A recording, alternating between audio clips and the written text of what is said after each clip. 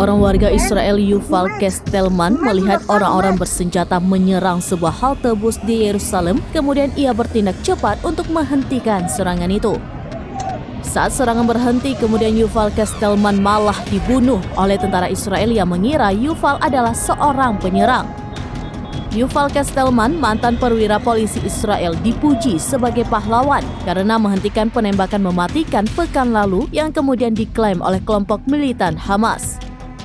Namun bagi banyak warga Israel, kematian pria berusia 37 tahun, Yuval Kestelman, telah menimbulkan pertanyaan besar mengenai proliferasi senjata di masyarakat, terutama sejak serangan Hamas pada 7 Oktober dan mengenai aturan keterlibatan anggota pasukan keamanan.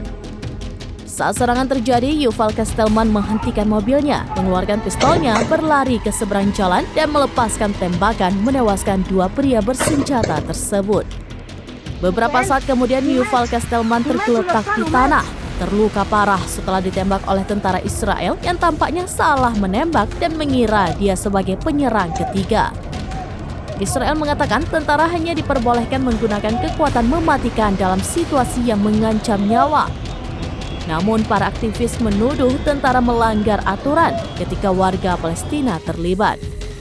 Harian liberal Israel Haaretz dalam editorialnya menyalahkan kematian Kestelman pada pola pikir bahwa seorang teroris adalah orang mati dan bahwa kita tidak boleh membiarkan seorang teroris membiarkan serangan tetap hidup.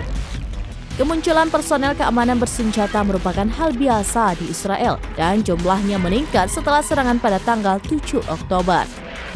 Selama 2 bulan terakhir ketika Israel memerangi Hamas di jalur Gaza, IDF telah memanggil ratusan ribu tentara cadangan yang sering membawa senjata saat istirahat sejenak di rumah.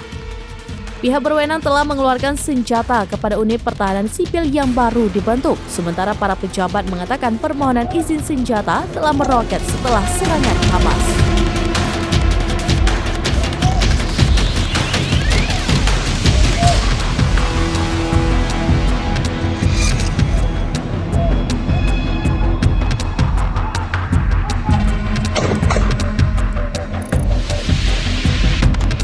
Download Tribun X sekarang, menghadirkan lokal menjadi Indonesia.